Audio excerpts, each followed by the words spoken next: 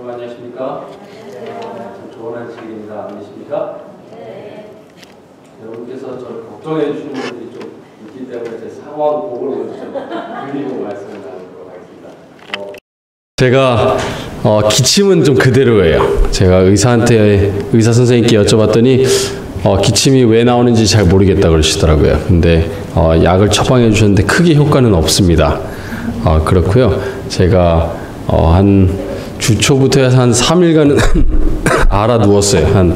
이 고열이 있고 그 외에 또 몸에 여러 가지 문제들이 있어서 제가 어른이 되고 나서 이렇게 아파본 건 좀 처음인 것 같아요. 그래서 의사를 보고 오긴 했습니다만, 그래서 뭐 열은 많이 내려앉고 몸에 전반적으로는 괜찮아졌는데 기침은 좀 아직도 그대로 있습니다. 그래서 여러분께서 좀 계속해서 기도해 주시고 또 저도 이렇게 여러분 앞에서 제 건강을 챙기지 못해서 주님 앞에 영광이 안 되고 여러분께 은혜가 안 되는 모습 보이지 않도록 더 노력하도록 하겠습니다. 감사합니다.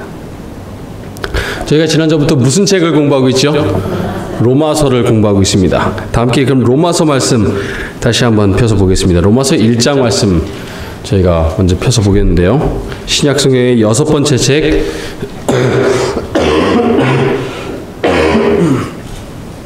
바울이 쓴 로마서를 함께 보겠습니다. 로마서 1장 1절부터 3절을 다시 보겠습니다. 1절부터 2절까지만 보겠습니다.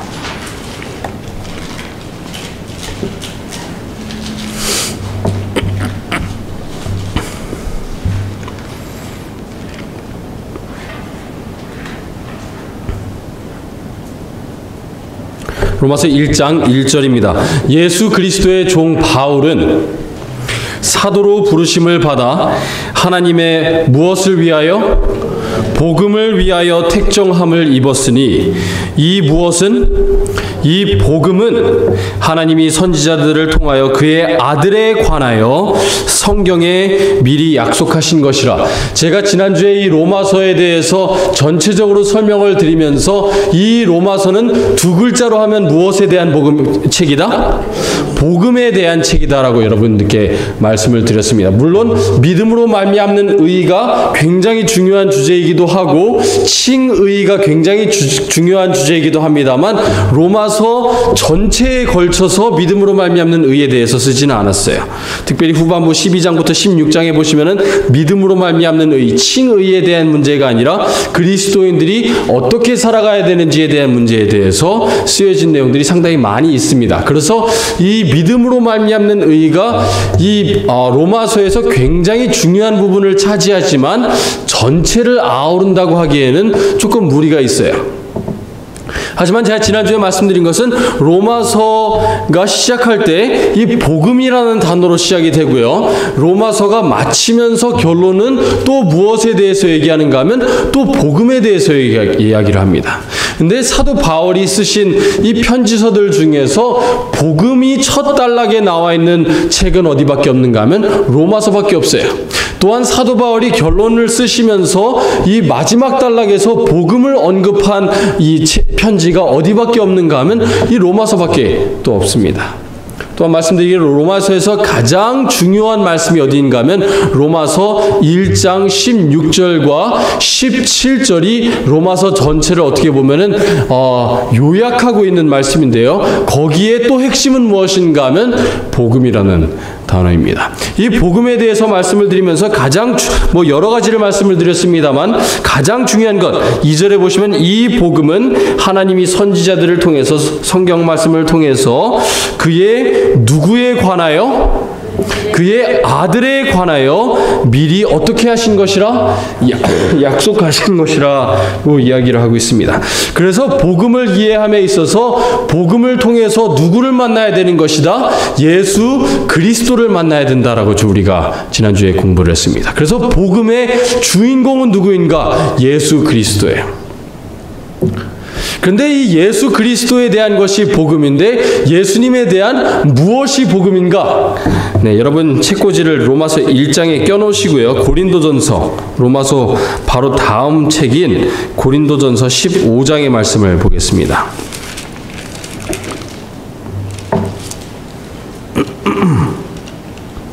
15장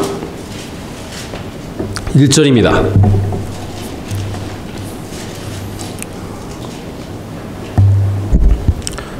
고린도전서 15장 1절입니다. 형제들아, 내가 너희에게 전한 무엇을 너희에게 알게 하노니?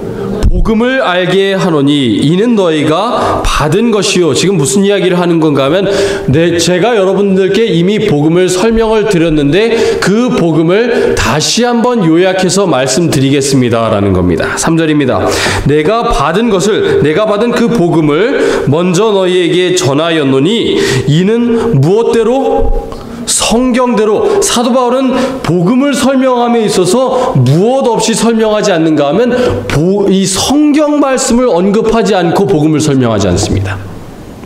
왜냐하면 이 설교 말씀을 통해서도 복음을 들을 수 있지만 결국 복음을 경험하는 것은 성경 말씀을 통해서 내가 직접 예수님을 만나는 경험을 해야만이 복음을 경험할 수 있기 때문에 그렇습니다. 그래서 성경대로 그리스도께서 주인공이 나왔습니다. 예수님께서 우리 죄를 위하여 죽으시고 장사 지낸 바 되셨다가 성경대로 사흘 만에 다시 살아나사.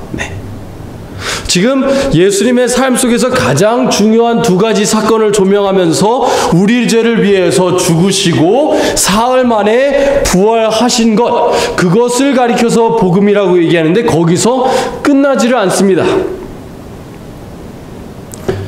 5절입니다. 게바에게 보이시고 후에 12제자에게와 그 후에 500여 형제에게 일시에 보이셨나니 그 중에 지금까지 대다수는 살아있고 어떤 사람은 잠들었으며 또 그 후에 예수님께서 야고보에게 보이셨으며 그 후에 모든 사도에게와 맨 나중에 만삭되지 못하여 난 자 같은 내게도 보이셨느니라.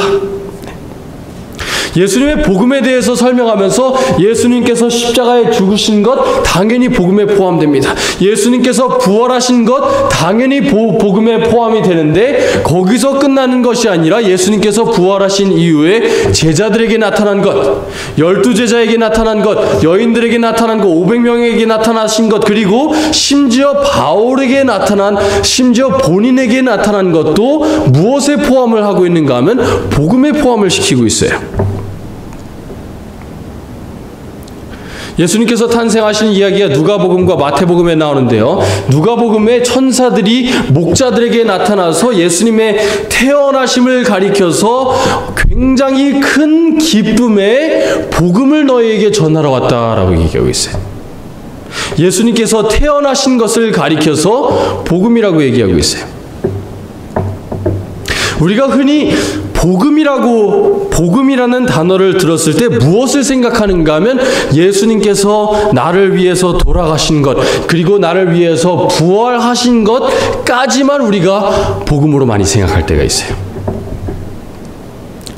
그런데 복음은 성경에서 예수님께서 하신 것 모두는 무엇인가 하면 좋은 소식인 복음입니다. 예수님께서 이 땅에 태어나신 것도 복음이고, 예수님께서 이 땅을 창조하신 것도 복음이고, 예수님께서 우리를 위해서 완전한 삶을 사신 것도 복음이고, 예수님께서 돌아가신 것도 복음이고, 부활하신 것도 복음이고, 제자들에게 나타나신 것도 복음인데, 많은 경우에 있어서 대부분의 개신교회는 거기서 복음이 끝이 납니다.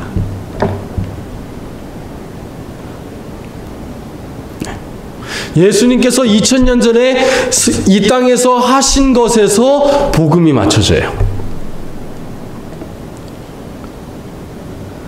요한계시록 14장 12절 말씀, 14장 6절의 말씀을 보겠습니다.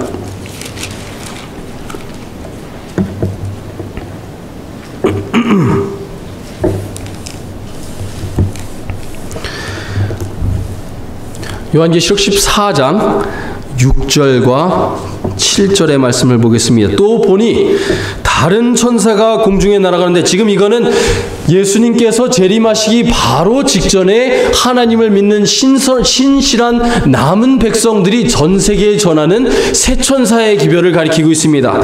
천사가 공중에 날아가는데 땅에 거하는 자들 곧 모든 민족과 족속과 방언과 백성에게 전할 영원한 무엇을 가졌더라? 복음을 가졌더라. 복음의 주인공은 누구입니까? 예수님입니다. 그가 큰 음성으로 가로되 하나님을 두려워하며 그에게 영광을 돌리라. 이는 그의 심판하실 시간이 이르렀음이니 하늘과 땅과 바다와 물들의 근원을 만드신 이를 경배하라 하더라. 이 영원한 복음은 어디까지 포함이 되는가 하면은 예수님께서 2000년 전에 우리를 위해서 돌아가시고 예수님께서 우리를 위해서 부활하셨습니다. 거기서 끝나는 것이 아니라 지금 우리는 어떤 시대에 살아가고 있다? 심판의 시대에 살아가고 있다. 예수님께서 지성소에 들어가셔서 지금 나를 위해서 무엇을 하고 있는가도 무엇에 포함이 되는가 하면 복음에 포함이 되는 겁니다. 예수님께서 하셨다고 기록된 것, 예수님께서 지금 하신다고 기록되어 있는 모든 것, 그리고 예수님께서 앞으로 하실 것이라고 기록되어 성경에 기록되어 있는 모든 것은 복음인데 누구에게 복음인가 하면 예수님과 같은 편에 있는 사람에게는 복음이에요.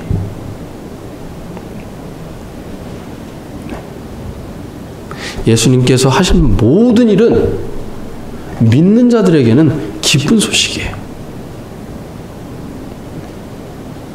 예수님께서 지금 우리를 위해서 중보하고 계시고 나의 피 아버지께 우리를 위해서 변호하고 계신 그 예수님께서 하고 계신 그 일조차도 우리에게는 무엇인가 하면 복음입니다.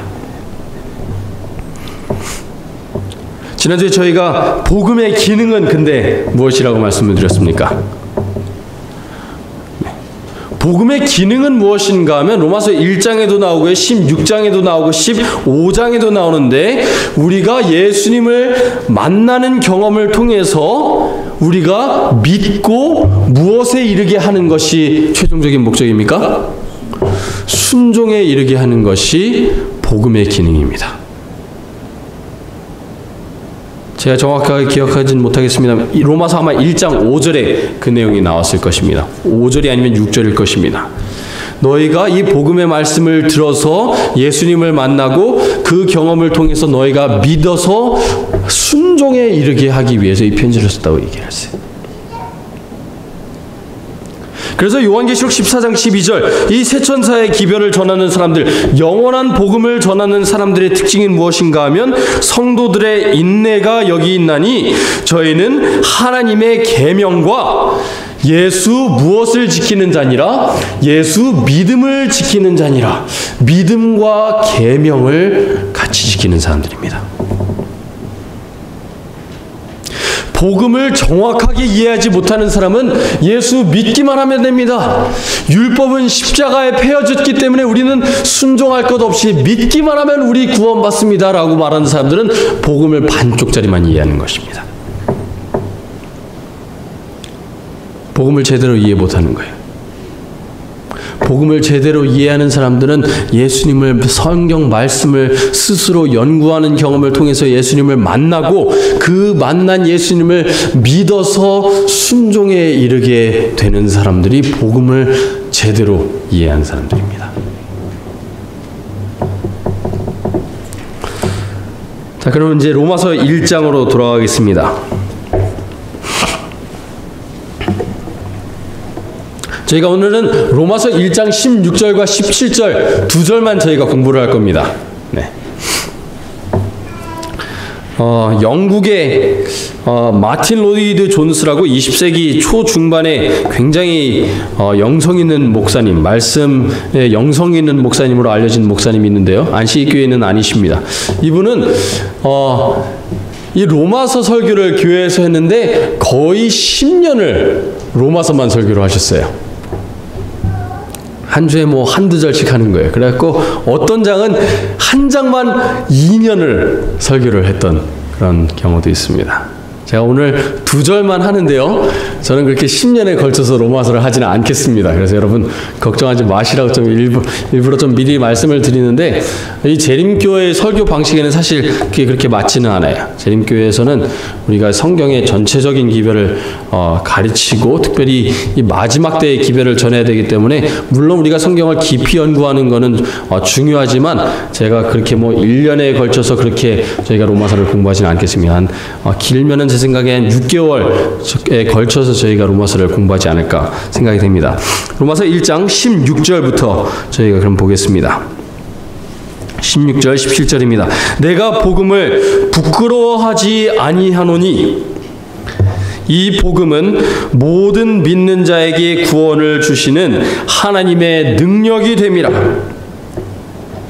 먼저 이는 유대인에게요 그리고 헬라인에게로다. 복음에는 하나님의 의가 나타나서 믿음으로 믿음에 이르게 하나니 기록된 바 오직 의인은 믿음으로 말미암아 살리라 함과 같으니라. 제가 아까도 말씀을 드렸습니다만 로마서를 두 절로 압축해서 표현해야 된다면 로마서 1장 16절과 17절입니다. 저희가 이 말씀을 좀 자세히 살펴보도록 하겠습니다.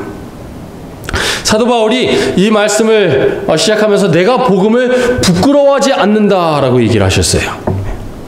왜 사도 바울이 복음이 굳이 그렇게 부끄러울 것도 아닌데 왜 이런 말씀을 하셨을까를 이해하시기 위해서는 성경 말씀 중에서 특별히 고린도전서 1장과 디모데 전서를 디모데 후서를 저희가 이해를 해야 됩니다. 고린도전서 1장부터 저희가 보도록 하겠습니다.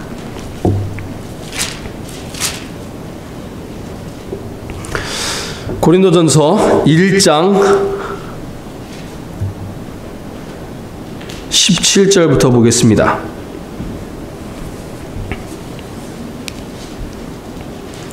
고린도전서는 로마서 바로 다음에 있습니다. 그리스도께서 나를 보내심은 침례를 베풀게 하려 하심이 아니요 오직 복음을 전하게 하려 하심이로되 말의 지혜로 하지 아니함은 그리스도의 십자가가 헛되지 않게 하려 함이라. 18절 십자가의 도가 지금 복음을 다른 표현으로 사용해서 십자가의 도라고 표현하고 있습니다. 제가 아까 복음에 대해서 말씀을 드리면서 복음은 예수님께서 하신 일에 대해서 성경에 기록된 모든 것이 복음이라고 말씀을 드렸는데 하지만 그 중에서 가장 핵심이 되는 것은 무엇인가 하면 십자가입니다. 복음의 가장 중심에는 예수님의 십자가의 보혈이 있어요.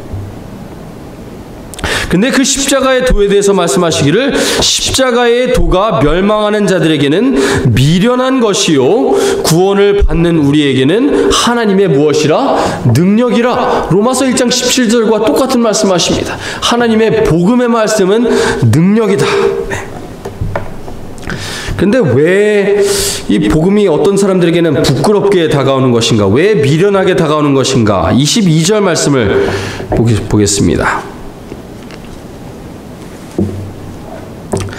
유대인은 표적을 구하고 헬라인은 지혜를 찾으나. 유대인들은 무엇을 찾는 사람들이었습니까? 표적을 찾는 사람들이었고요. 헬라인은 지혜를 구하는 사람들이었습니다. 다른 말로 하자면 이 메시아를 기대하고 있었던 유대인들은 무엇을 보고 싶었는가 하면 이 메시아가 나타났을 때 메시아라는 가시적인 증거를 바랬어요. 그런데 어떤 가시적인 증거를 원하는가 하면 영광스러운 가시적인 증거를 원했습니다. 예수님께서 메시아로 오신다면은 정말 못해도 하늘에서 불타는 의자 하나라도 내려와서 예수님께서 거기 앉는다면은 그것이 표적일지 모르겠어요. 표적을 바래요. 영광스럽게 나타나시는 메시아의 모습, 불병거를 타고 하늘에서 내려오시는 메시아의 모습을 기다리고 있었어요. 그런 표적을 바랬습니다. 헬라인은 그게 아니에요. 헬라인들은 논리정연하게 이 철학적으로 세련되게 철학적으로 설명할 수 있는 그런 사람을 바랬어요. 그렇기 때문에 이 그리스 사람들에게 있어서 헬라인들에게 있어서 최고는 누구예요? 소크라테스, 아리스토텔레스 이런 사람들입니다. 그런데 예수님이 메시아라는 가장 큰 증거로 내세우는 게 그리스도인들은 뭐예요? 십자가예요. 십자가. 유대인들의 눈에 봤을 땐 정말 초라하기 그지없는, 정말 영광스럽게 하늘에서 나타나시는 메시아의 모습이 아니라 벌거벗어서 정말 추악한 모습으로, 어떻게 보면은 초라한 모습으로 죽어가는 사람이 어떻게 메시아일 수가 있습니까?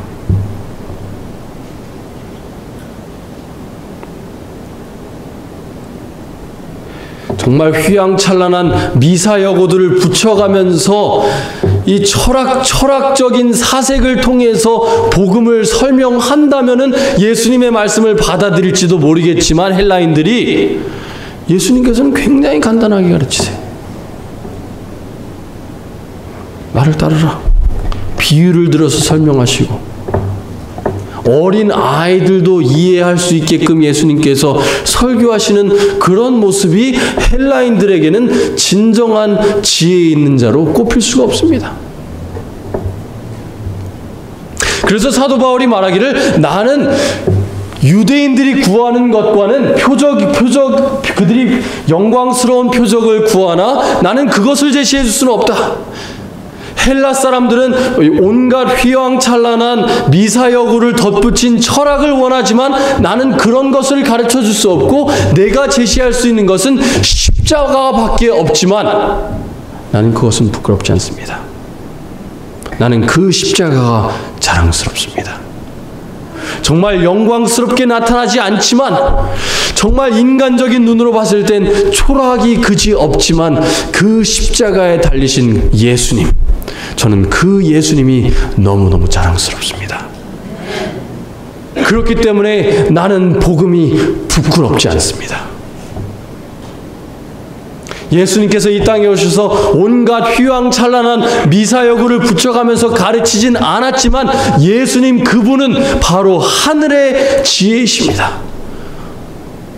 전지전능 하나님께서 인간의 몸으로 오신 예수님이시기 때문에 지혜를 구하는 헬라인에게 예수님을 전하는 것이 나는 부끄럽지 않습니다. 그랬기 때문에 사도 바울은 나는 부끄럽지 않다라고 이야기를 할 수 있었습니다. 디모데 후서 말씀을 잠깐 보실까요? 디모데 후서 1장을 보시면은 사도 바울이 왜 또 나는 부끄러워하지 않는다라는 표현을 사용했는지 저희가 알 수 있습니다.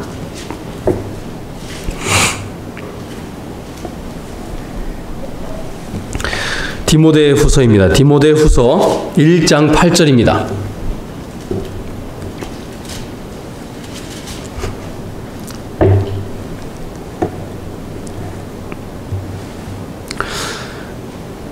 그러므로 너는, 지금 디모데에게 쓰고 있습니다. 사도 바울이 정말 사랑하고 아끼는 제자예요.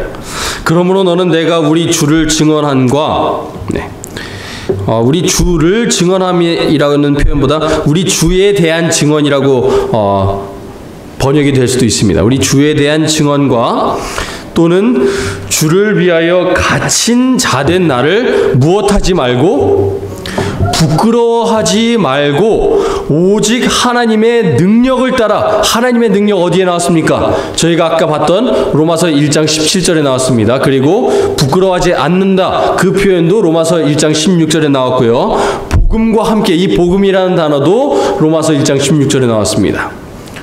굉장히 유사점이 많은 걸 봐서 지금 사도 바울이 같은 맥락에서 생각하고 있는 걸 알 수 있습니다.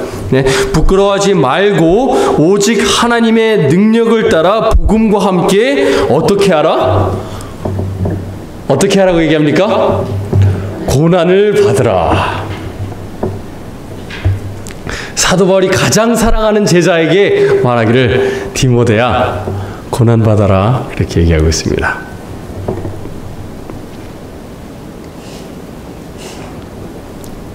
내가 지금 감옥에 갇혀 있지만 그것을 부끄러워하지 말아라.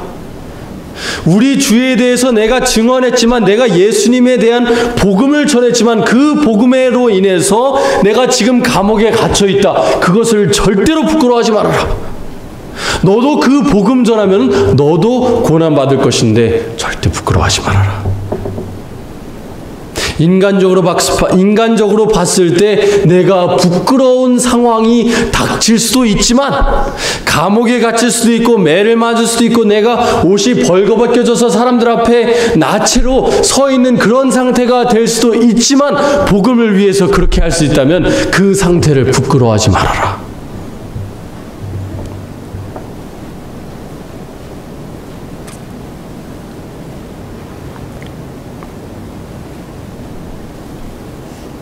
(15절입니다) 아시아에 있는 모든 사람이 나를 어떻게 한 이 일을 버린 이 일을 내가 아나니 그 중에는 부겔로와 허모게네도 있느니라. 아마 그리스도인들임에도 불구하고 부끄러움으로 인해서 사도 바울을 버리지 않았을까 생각이 됩니다. 16절 원하건대 주께서 오네시보로의 집에 긍휼을 베푸시옵소서. 그가 나를 자주 격려해주고 내가 사슬에 매인 것을 어떻게 하지 아니하고 부끄러워하지 아니하고. 사도 바울이 사슬에 매이고 매 맞는 것을 봤을 때 두 종류의 그리스도인들이 있었습니다. 나는 저렇게는 그리스도인 생활 못하겠다. 부끄러워서 등 돌리는 사람이 있었는가 하면 그것을 부끄러워하지 않고 고난받는 것에 의해서 더욱더 격려해주고 사랑해주고 그것으로 인해서 더 힘이 되는 사람들이 있었습니다. 오네시보로 같은 사람들이 있었어요. 12절입니다. 이로 말미암아 내가 또 이 고난을 받되 부끄러워하지 아니함은 내가 믿는 자를 내가 알고 또한 내가 의탁한 것을 그날까지 그가 능히 지키실 줄을 확신함이라. 사도 바울이 여기서 얘기하면 내가 엄청나게 많이 맞았고 내가 이 쇠사슬에 묶인 상태가 되었지만 그럼에도 불구하고 나는 부끄럽지 않다. 내가 부끄럽지 않은 이유는 내가 그분을 알기 때문이다. 내가 예수님을 알고 있기 때문에 나는 이 쇠사슬에 묶인 것이 부끄럽지도 않고 내가 너에게 이 경험을 권해 줄 정도로 나는 너에게 얘기할 수 있다. 고난을 받으라고 얘기를 합니다. 디모데에게 말하기를. 우리는 흔히 생각하기를 하나님께서 너는 이 고난 안 받게 해주시기를 기도할게 라고 우리는 기도할지 모르겠어요. 사도 바울은 그렇게 기도 안 했어요. 고난 받아라. 여러분, 예수님 위해서 고난 받으신 여러분과 제가 되길 간절히 바랍니다. 예수님으로 인해서 힘든 경험하는 여러분과 제가 되기를 간절히 바랍니다. 제가 이 말씀을 드리면서 이 말씀이 쉽지는 않아요. 고난받고 싶은 사람이 어디 있습니까? 하지만 사도 바울은 가장 사랑하는 제자인 디모데를 위해서 그런 기도를 드렸어요. 하나님, 저 아이가 고난받게 해주시고 그 고난받으면서 부끄러워하지 않고 자랑스러워하게 해주십시오. 복음으로 인해서, 하나님의 능력으로 인해서 자랑스럽게 해주시옵소서. 다시 로마서 1장으로 돌아가겠습니다.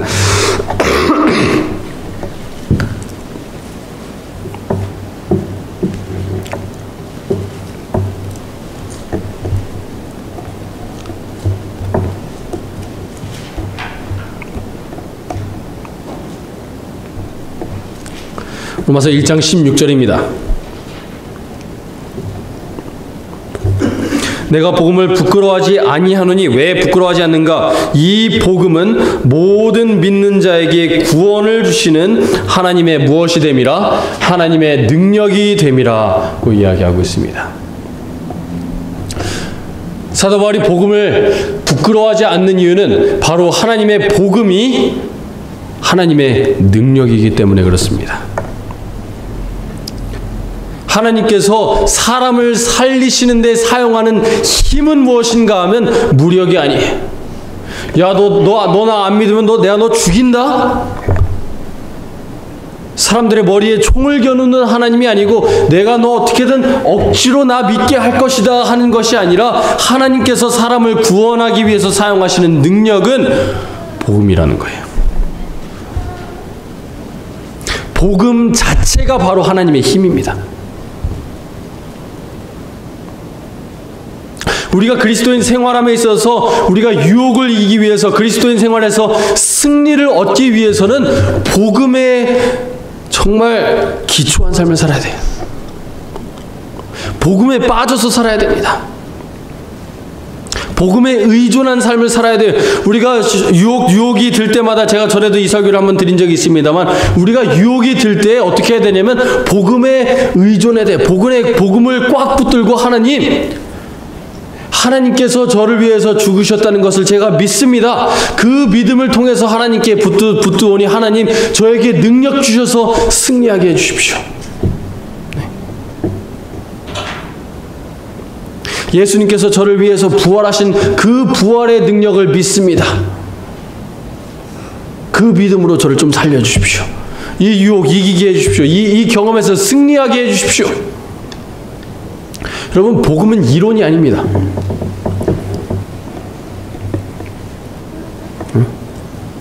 로마서를 100번 읽고 1000번 읽어갖고 이 로마서의 복음으로 말미암는 의에 대해서 이론적으로 정말 완전하게 이해를 한다고 해도 그 복음은 나에게 능력이 될 수 없어요. 내가 그 복음의 능력을 사용하기 전까지는 그 복음은 이론에 불과해. 그 복음을 사용해야 돼. 그 부활하신 예수님, 희생당하신 예수님, 부활하셔서 지금 나를 위해서 간구하고 계신 그 예수님을 생각하면서 그를 붙들 때에 복음이 내 삶에 들어와서 능력이 되는 겁니다.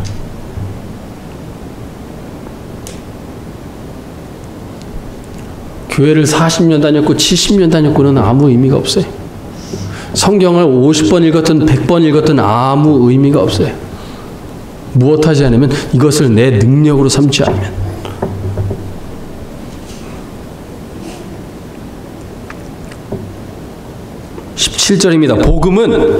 복음에는 하나님의 무엇이 나타나서, 하나님의 의가 나타나서 믿음으로 믿음에 이르게 한다. 믿음으로 믿음에 이른다는 것은 믿음에서 믿음에 이르게 한다가 좀 더 정확한 표현입니다.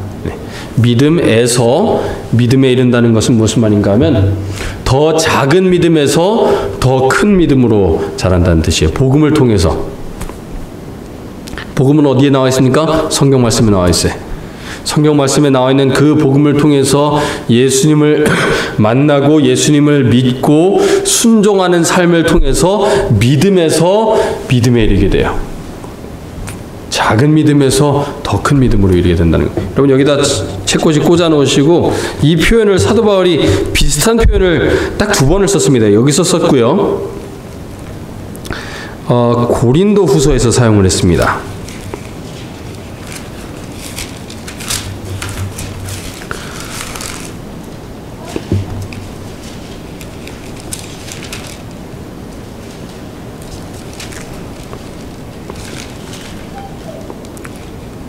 고린도 후서 4장입니다.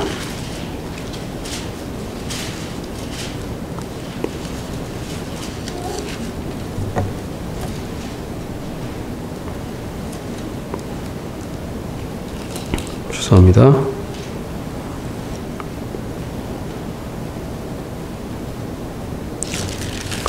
제가 잘못 이해를 했던 것 같습니다. 죄송합니다. 저희가 이 내용은 제가 내일 더 정확하게 좀 다시 한번 지적을 해드리고 제가 이 말씀을 다시 말씀을 드리겠습니다. 다시 죄송합니다. 로마서 1장 17절로 돌아가겠습니다.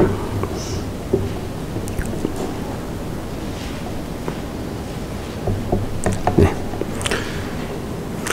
근데 우리가 어떻게 믿음으로 믿음에 이르게 되는가? 믿음에서, 작은 믿음에서 큰 믿음으로 이르게 되는가? 왜 그런가 하면은 복음에는 하나님의 의가 나타나 있기 때문에 그렇습니다. 의.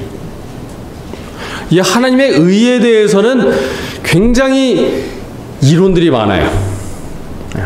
이 하나님의 의가 하나님의 정의를 얘기하는 것이다, 아니면 하나님의 품성을 얘기하는 것이다, 뭐 여러 가지들이 학계에서 학설들이 많이 있습니다만, 제가 그냥 굉장히 간단하게 설명을 드리겠습니다. 하나님의 의라는 이 표현은 헬라어를 보시나 히브리어를 보시나 가장 간단한 가장 기본적인 이 단어의 뜻은 무엇인가 하면 옳다 혹은 바르다라는 단어입니다. 의라는 단어는 옳음 혹은 바름.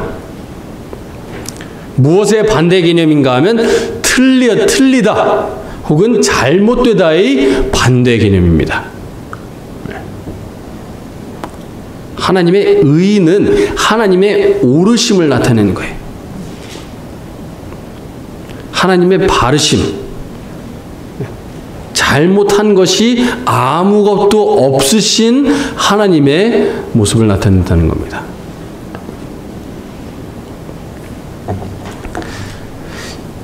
그 하나님의 의는 무엇을 나타내는 건가 하면은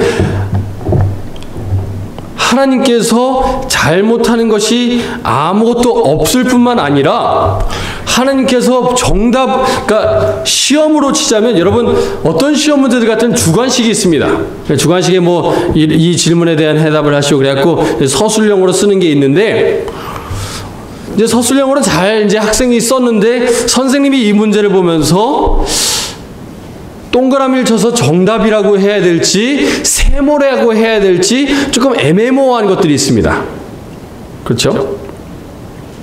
그런데 하나님께서 쓰시는 이 서술형 주관식 대답에는 그냥 이것이 세모라고 하기도 좀 그렇고 동그라미라고 하기도 좀 그런 상태가 아니라 정답 중에서 이것보다 더 정답일 수가 없는 상태를 가리켜서 하나님의 의라는 거예요.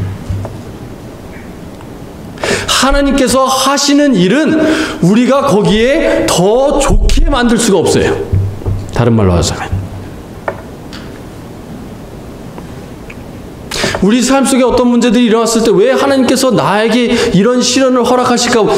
마치 하나님께서 나에게 무엇인가 잘못을 하는 것처럼 우리가 오해하고 생각할 때가 있는데 성경의 말씀을 보시면은 복음에는 하나님의 의가 나타나서 하나님께서 옳으심이, 하나님께서 바르심이, 하나님께서 잘못된 것이 아무것도 없음이 나타났다라고 얘기하고 있는 거예요.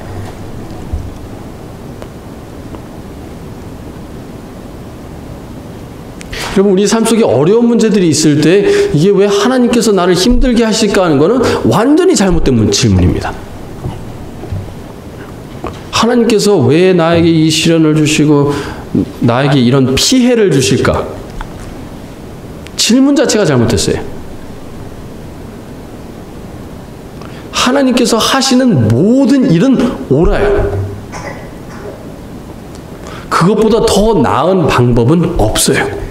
근데 하나님의 의가 어디에서 가장 정확하게 나타났는가? 그것만 보고 저희가 마치겠습니다. 로마서 3장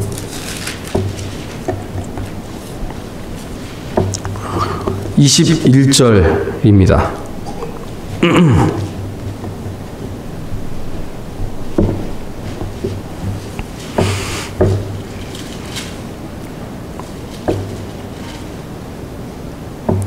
이제는 율법 외에 하나님의 한 무엇이 나타났으니 의가 나타났으니 율법과 선지자들에게 증거를 받은 것이라. 네, 하나님의 의가 나타났다. 다시 한번 그 표현을 사용하십니다.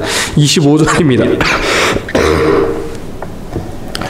이 예수를 하나님이 그의 피로써 믿음으로 말미암는 화목제물로 세우셨으니 이는 하나님께서 길이 참으시는 중에 전에 지은 죄를 간과하심으로 자기의 의로우심을 나타내려 하심이니 26절입니다. 곧 이때에 자기의 의로우심을 나타내사 자기도 의로우시며 또한 예수 믿는 자를 의롭다 하려 하심이라. 무엇을 통해서 하나님의 의가 나타났는가 하면 25절 첫 번째, 예수를 하나님이 그의 피로써 하나님의 의가 나타났다는 겁니다. 어디에서 하나님의 의가 가장 완전하게 나타났는가 하면 십자가에서 하나님의 의가 가장 완전하게 나타났습니다.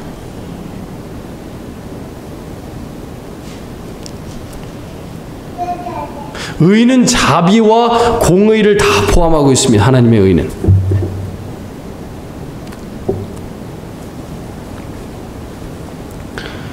여러분, 판사가 공의로운 판사가 좋은 판사입니까? 자비로운 판사가 좋은 판사입니까? 여러분, 법원 갔는데 스피딩 티켓 받으셔갖고 법원 가셨는데 자비로운 판사 만나셨으면 좋겠어요? 공의로운 판사 만나셨으면 좋겠어요? 아, 솔직히 자비로운 판사 만나셨으면 좋겠죠? 그렇죠? 티켓 받고 갔을 때요. 내가 잘못해갖고 티켓 받아서 갔을 땐 자비로운 판사를 원합니다. 근데 한국에서 계속해서 문제가 되는 이슈가 뭐냐면, 정말 극악무도한 죄를 지은 어린 아이들을 학대하거나 성추행한 그런 사람들이 고작 1년 받고 나오거나 아니면 집행유예로 풀려나는 경우들이 정말 많습니다. 말하자면 자비로운 판사들이, 여러분, 자비만 있는 판사들이 법정에 있으면 문제입니까? 문제가 아닙니까? 문제예요. 사람을 죽였는데 자비롭게, 정말 힘드셨지, 지금까지 힘드셨기 때문에 얼마나 힘드셨으면 그렇게 사람을 죽이셨겠어요? 네? 집에 그냥 돌아가세요. 자비만 있는 판사라면 굉장히 문제가 생깁니다. 근데 공의로운 판사,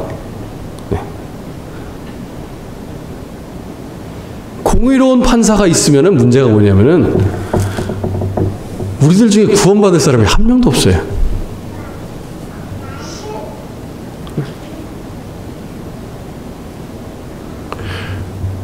그런데 하나님께서 우리를 구원하시고 싶으신데, 하나님께서는 공의로운 하나님이세요. 그런데 하나님께서는 또 자비로우신 하나님이세요. 우리를 자비로 사랑하시기 때문에 구원은 하셔야겠는데, 공의로 봐서는 우리를 살릴 수가 없고, 살릴 수 있는 옳은 방법, 정답은 한 가지밖에 없는데, 예수님께서 이 땅에 오셔서 죽으신 것밖에 없는 거예요. 그렇기 때문에 하나님의 의가, 정답을 가지신 하나님의 의가 어디에서 가장 밝게 나타날 수밖에 없는가 하면, 십자가에서 자비와 공의가 입맞추는 그 광경에서 하나님의 의는 아주 폭발적으로 나타납니다. 하나님의 의가 그것보다 더 명확하게 나올 수 있는 곳은 없어요. 그래서 사도 바울이 십자가를 생각하면서, 그 십자가가 나는 절대로 부끄럽지 않고 난 너무너무너무 자랑스럽다. 나를 지금 하늘에서 불 내리셔갖고 지금 잿더미로 만드셔도 공의로운 하나님이시기 때문에 아무런 문제가 없지만, 자비로 나를 사랑하셔서 대신 내가 받을 형벌을 다 짊어지신 그 하나님의 모습이 예수님의 십자가에 있다는 것입니다. 그게 어디에 나와 있는가 하면 복음에 하나님의 의가 나타나는 겁니다. 그 복음을 통해서 이 폭발적으로 하나님의 의가 나타나는 이 십자가에 달리신 예수님을 만나는 사람은 그 복음이 삶 속의 능력으로 역사하지 않을 수가 없어요. 그 예수님을 경험하는 사람은, 이론적으로 아무리 설명해봤자 그거는 능력이 안 됩니다. 이론적으로 들어갔고, 하나님의 의, 1, 십자가, 2, 복음, 이런 식으로 아무리 이론적으로 이해한다고 한들 복음은 능력이 되지 않습니다. 복음은 체험해야 돼요. 예수님을 체험해야 되고, 예수님을 붙들어야 되고, 그렇기 때문에 여기서 말하길 의인은 믿음으로 말미암아 살리라. 이것이 칭의에 대해서 우리가 어떻게 구원을 받는지에 대한 이야기이기도 하지만 성화에 대한 이야기이기도 합니다. 이 믿음으로 말미암아 살리라는 얘기는 하박국에서 처음 나왔어요. 하박국이 하나님께 부르짖습니다. 하나님, 왜 지금 이 땅에 많은 의인들이 핍박받고 죄인들은 저렇게 잘 살고 있나요? 그럴 때 하나님께서 나타나셔서 해주신 대답이 의인은 믿음으로 말미암아 살리라라고 말씀하십니다. 너 의인이지? 믿으면서 살아. 믿음 붙들고 살아. 그러면 답이 보이기 시작할 거다.